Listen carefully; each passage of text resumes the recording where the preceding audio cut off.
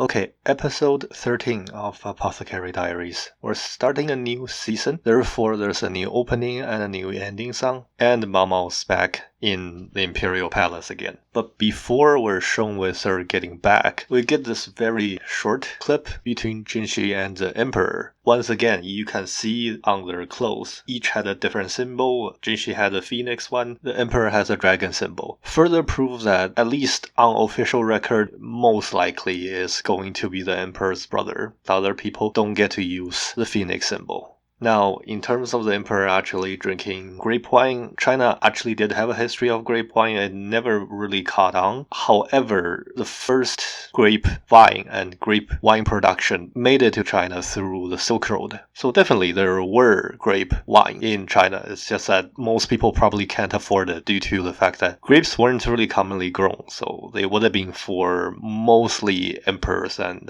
very high noblemen. This conversation between Jinxi and the Emperor is quite interesting. I mean, the Emperor might not be saying anything figuratively when he talks about Jinxi managing his flower garden, because literally that's actually Jinxi's job, which is managing the rear palace, which did, in fact, contain the imperial garden. So technically, he is in charge of the Emperor's flower garden as well. Of course, that's not all he meant when he said that. And with Jinxi's monologue, you kind of get a sense as to why he's doing this. Most likely that he didn't really feel like he's up to the task, therefore he didn't want the position of apparently heir to the throne. Because right now, irregardless of whether he actually is the current emperor's son or not, even if he's officially only the emperor's brother, the emperor doesn't have any other siblings. I think that was pre-established in the garden party episode. And since all his sons passed away due to lead poisoning, and we've established that in the first episode, Jinxi is essentially de facto next in line. Should anything happen to him, then he has no choice but to inherit the throne. Something that he doesn't feel like he wants to, and he also doesn't feel like he's up to the task. Now, for everyone else, maybe above average would have been anything but something to be frowned upon. Yet Jinxi basically said that I'm only above average on almost everything except for looks, basically showing that he's probably having some pretty severe sufficiency complex, thinking that he's not enough, he's insufficient to inherit the throne. So given that, it's purely understandable why he would have ended up in the position of manager of the rear palace, because that's the only thing that he could do to potentially make sure that the emperor produces an heir, is to manage the rear palace well enough so that there's a higher chance that there might be a son born later on the road. Therefore, he doesn't have to take the throne.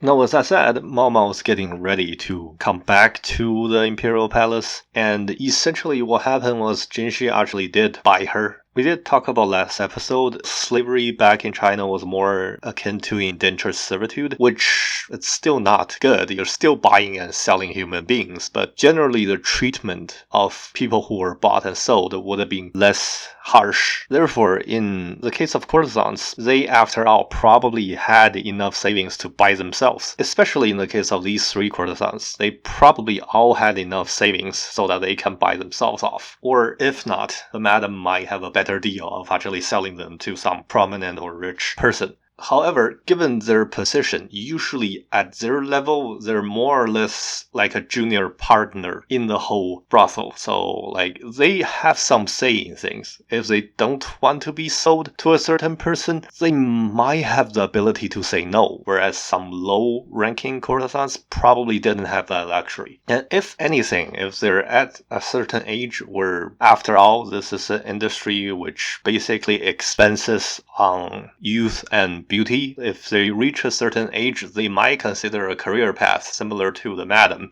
and become one themselves. Because after all, the madam probably was a courtesan at one point in her life. And it's explained pretty well here that high-class courtesans probably will have more extra skill sets. She's good at Go, and she's actually smart enough so that she can hold a pretty constructive and sophisticated conversation with, like, a customer. Some people will literally go there just to talk to her, probably. And of course, the three head courtesans attitude, that's also basically the attitude of people who were in this industry for a very long time. Get rich or die trying, screw the societies, whichever judgment, rule, or moral standards, we don't care anymore. So that's actually also a very accurate portrayal as to why some people, even though they probably saved enough money to buy themselves off, chose to stay in the industry. Because where else were you supposed to find jobs? You may as well just have a stable enough condition, and then hopefully someone who had a stable enough life buys you. And if they had some saving when they were bought, they didn't necessarily come in empty-handed. Therefore, they had more bargaining power, more say in life later on when they are actually bought. That's those kind of arrangements back in the time. Of course, survival rate in this industry was very low, so it still wouldn't have been an ideal situation for anyone to be in. It's just that if you were in that situation, at least there was a way out, albeit not easy.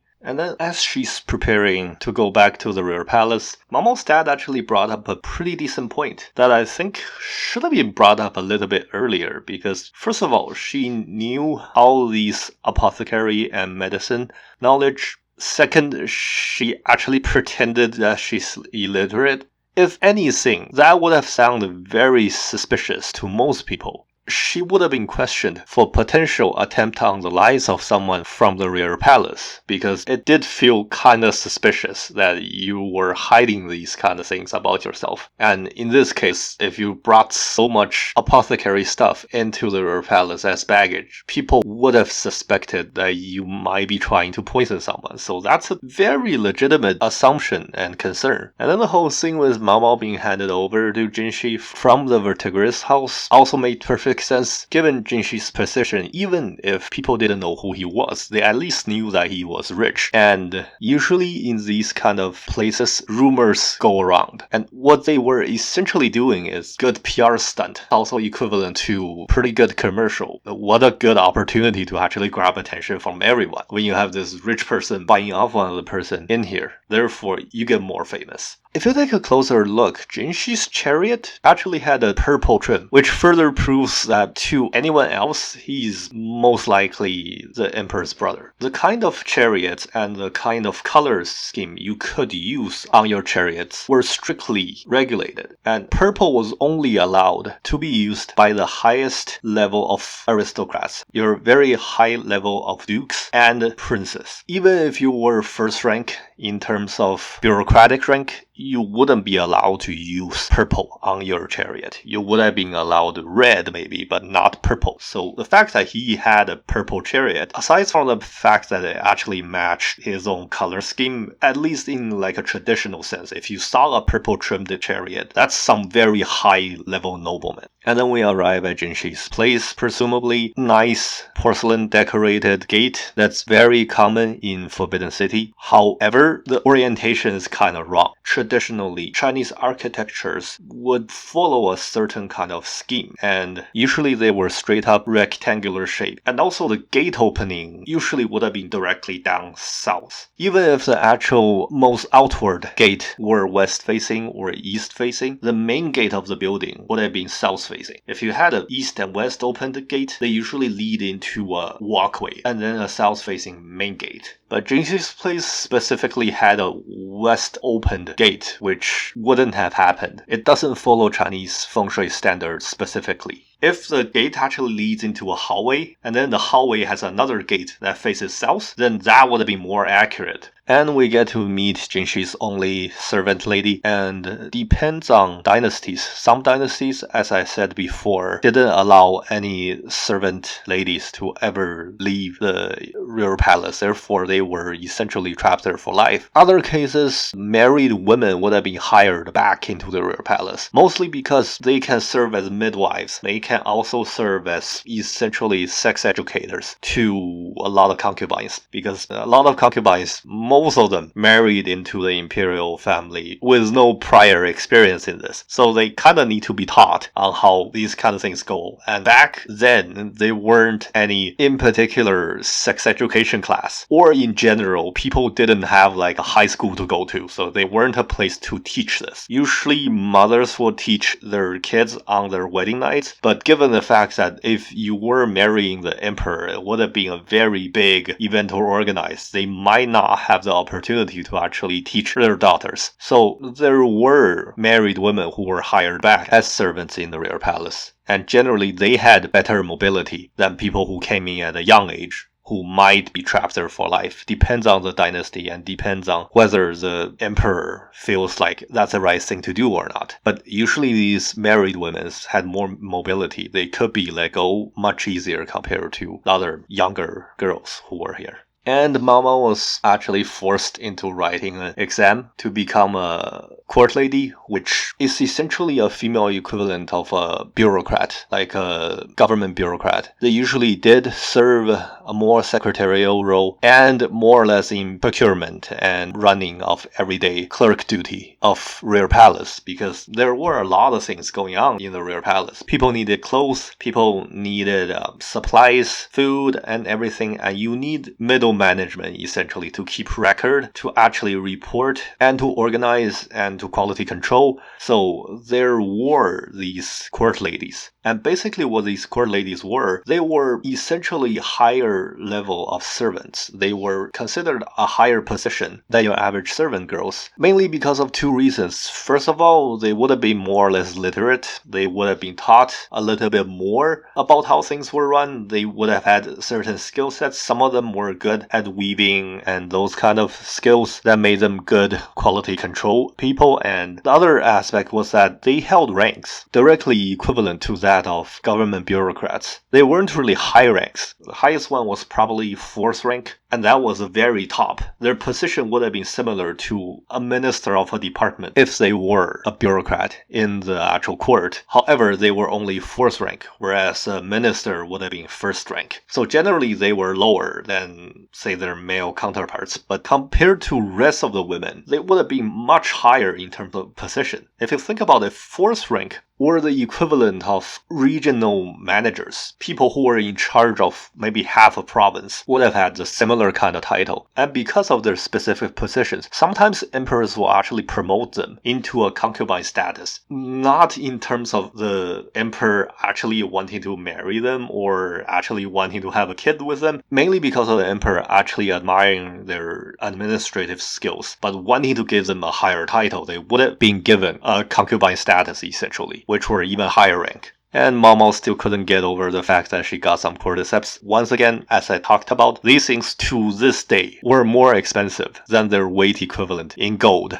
So they were very rare. And being an apothecary nut job, it makes perfect sense for her to be gleeing over this. And the last bit about the military office and the surrounding area being forbidden from entry, that was also a thing. Military office were essentially your center command for the entire military operation of the country. Technically, the emperor was also head of military. Therefore, there were two kinds of decisions in the court, as we talked about before. There were the civil side and the military side, and they held almost equivalent weight. Some dynasties will favor the military more, some dynasties will put more emphasis on the civil side. But nonetheless, they were equivalent. People dressed for their parts. Military officers would have had one uniform, and the civil officers would have had another uniform. And the military office would have been strictly forbidden for a lot of people. Just as a lot of places in the royal palace, specifically the Forbidden City. The name Forbidden City doesn't only mean that it's forbidden from the outside. It also means that certain areas were forbidden from people on the inside. Just because you were allowed to work inside didn't mean you have unlimited access to everywhere in the Forbidden City and imperial palaces. There were still places where they were off limits to you specifically, given your particular position. And to this day, legend has it the Forbidden City has 9,999 rooms. However, actual statistics and record keeping tallied about 3,000 rooms. To this day, a lot of these rooms aren't open to the public. So if you visit the Forbidden City, you get access to a large amount of it, but not everywhere. Most likely because of a few reasons. First of all, there were damages to the more neglected part, because for a large period of time, the Forbidden City was half abandoned. And because only the more historically prominent parts were actually prioritized and maintained, a lot of the places looked relatively run down, so they didn't have enough effort to actually open it up.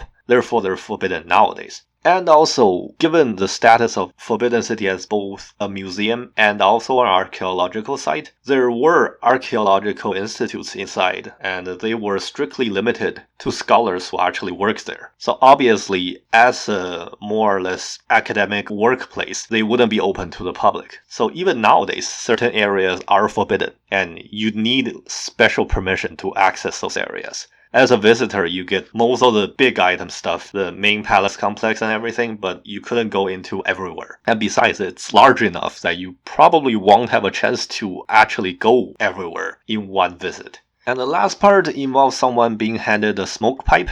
Tobacco was an herb that's grown in North America and actually made its way into Asia during the 1600s, essentially during the Age of Discovery, brought over by Spanish merchants and traders. And they caught on, and they were smoked in these kind of pipes. So that was an accurate style of pipe for tobacco smoking before the advent of cigarettes. However, given their clothing aesthetics, mostly based on Tang Dynasty, which was the 9th century, they wouldn't have tobacco back then, because Age of Discovery was 16th century and 9th century China didn't have access to tobacco. Although hemp was widely grown in China, so they didn't have access to tobacco, but they might have access to marijuana. So that might be a thing. But we had no specific archaeological proof for wide use of marijuana, therefore we can't make any assumptions.